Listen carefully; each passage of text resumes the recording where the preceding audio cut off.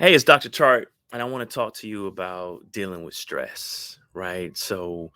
At times like these, your ability to deal with stress is going to have a direct impact on your health. Every day you look at the news, it's something new. And if it's not something new in the news, it's something in your social media, it's something in your family, it's something with work. And so, what I want to do is give you three things you can do to decrease the amount of stress in your life or to be able to deal with it differently, which is the core, it's the crux of what we do as psychologists. Now, why should you even think about this? Did you know that being under chronic, pervasive stress takes 6 to 8 years off of your life? 6 to 8 years off of your life being under chronic and pervasive stress. So that could be work, that could be a marriage, that could be family, that could be in the military, it could be in your community, it could be wherever, it could be in any environment. So what happens is like, how is that the case? How does stress take years off of my life? All right, it's this there's this hormone called cortisol, and cortisol is dumped into our bodies whenever we're stressed, right? Because it's that flight or fight chemicals. Like, okay, we're under attack. Be ready to fight or flight. So be ready to fight or flee, right? And if you're constantly dumping that in your body because you're feeling like you're always under attack, psychological attack, emotional attack, financial attack, whatever, your peace of mind is attacked, then it is going to negatively affect you. Now, here's some things, and this is going to scare you, especially ladies, to see, am I stressed? Are you having hair loss? Is your hair coming out in the shower? Cortisol usually breaks hair off after 6 months of extreme stress. So it usually takes 6 months of you getting back to normal levels of peace for your hair to start growing again. So hair loss, aging. You ever seen people that look like they live 10 years longer than you, but y'all came out the same high school at the same time? Stomach problems, the same. The gut is the second brain. So typically, if you're stressed right here, you're gonna be stressed right here. Heart attacks, because remember, all those chemicals are going in, flight or fight. And so you're overworking your heart because your brain is responding to this consistent stress, right? And then the vices that you may use, right? Drinking, smoking, vaping, sexing, anger, oversleep, whatever it is, acting out, whatever it is to cope with all this stress, right? And also it hurts your virility, right? So men, you're not able to perform in the bedroom, all right, because you're just too stressed. That chemical is so high, it has hampered your libido. Now that I have your attention, let me give you three steps to feeling better, to decreasing stress, because this is my contribution as a psychologist, giving you real information that you can use. Just make sure that you share this and subscribe to my channel on YouTube. So number one, these are going to graduate in order of effectiveness and intensity. Number one is exercising. You hear that: exercise, meditation, exercise, meditation. But I want to break it down. When you exercise, you create or produce two chemicals that actually help you to feel better. They're the happy hormones, so dopamine and endorphins. All right, and a lot of the antidepressants go at your serotonin levels, your dopamine levels, right? So you can have your own chemical cocktail to improve your own brain. You can feed your brain real living uh, nutrients, neurons. It's affecting the neurons in a positive way by giving it more dopamine and endorphins, which make you feel happy. There are a lot of people in the gym in the morning and night, not necessarily to look good, because they want to feel good too. And also, exercise, what it does is also gets rid of that cortisol. It also gets rid of other chemicals that actually create anxiety and depression. So not only are you loading up on two chemicals that make you feel good, you're getting rid of the chemicals that make you feel more anxious and depressed. Or I can stop right there. All right. So exercising. And exercising means at least walking briskly, like you're in a hurry, for at least 30 minutes of cardio, right? Or if you're working out, it's intense. You're not taking a lot of rest. You're not checking your phone for 30 minutes in between sets, y'all. Hello, Planet Fitness.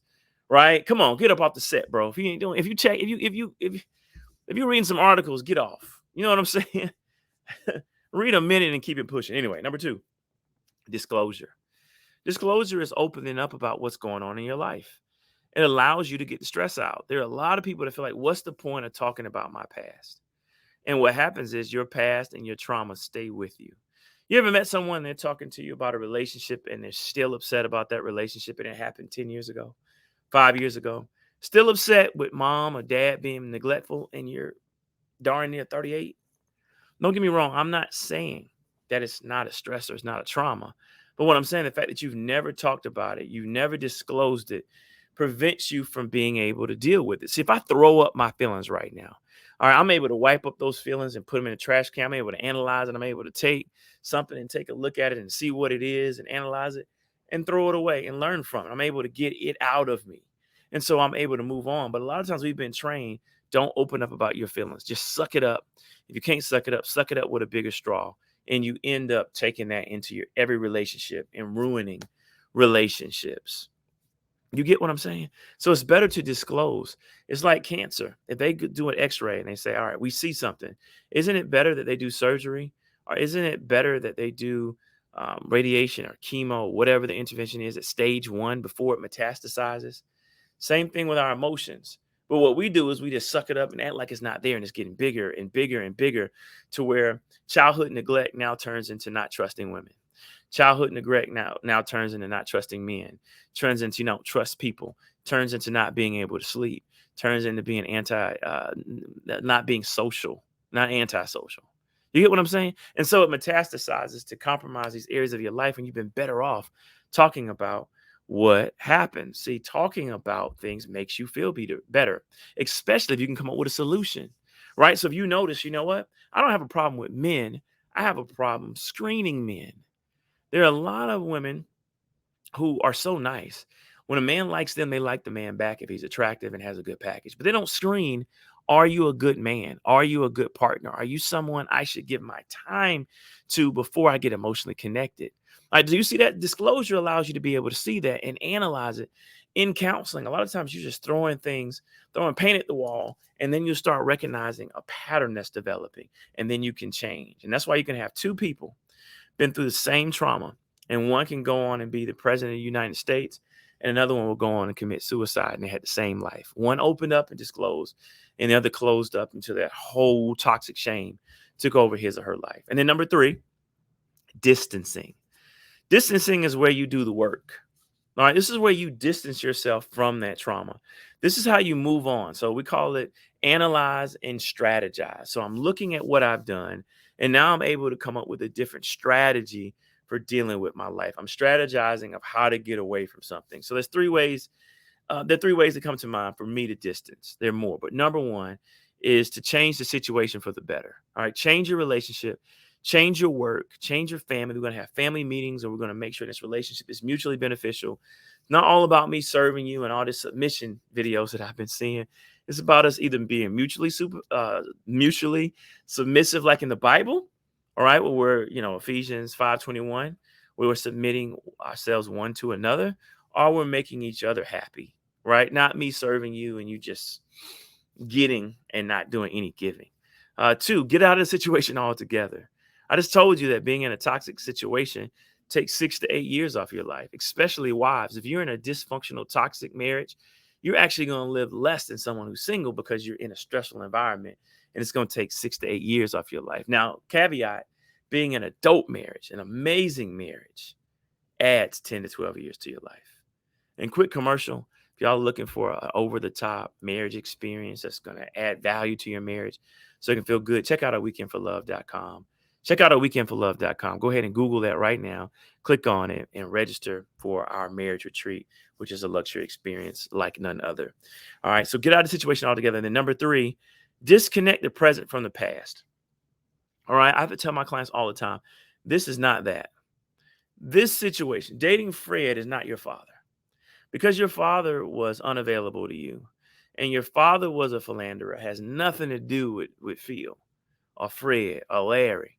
Nothing. Now, if you pick those 2 and you don't screen for someone who's been faithful and someone who believes in fidelity and someone who's open about their struggles and dealing with temptation, who fast and prays and whatnot. All right, fine. But this is not that. Just because your dad wasn't there doesn't mean that men are not there for you. And same thing with ladies. Lil Wayne is notorious for talking about what happened to him as a child. That's not this. That has nothing to do with Michelle Obama. It has nothing to do with phenomenal women, brother. That's her. This is not that. But we all connect those things until we realize, let me disconnect. Let me untie myself from the dock so that I can sail and be free and go wherever I need to go. Right. And this is where you have to do the work. Right. And there's a lot of times where we go to church and we pray and we fast, and that is doing something, but you also have to do the work. It says in First Peter 1 verse 13, therefore preparing your minds for action and being sober minded. Set your hope fully on the grace that will be brought to you at the revelation of Jesus Christ. Basically, do the work. Pursuing your mind's action. So you've recognized a pattern of dysfunctional relationships. You've recognized a pattern of dysfunctional eating. You've recognized a pattern of minimizing yourself in relationships instead of being an equal partner due to your past. Get into counseling. Speak up for yourself. Do the things necessary to have the best mind, body, and soul. Get in a church. Be around believers. Get in Bible study. Do what you need to do to be whole. And you're going to have less stress and more wellness. I hope that helps. My name is Dr. Tartt. Take care. God bless and be well.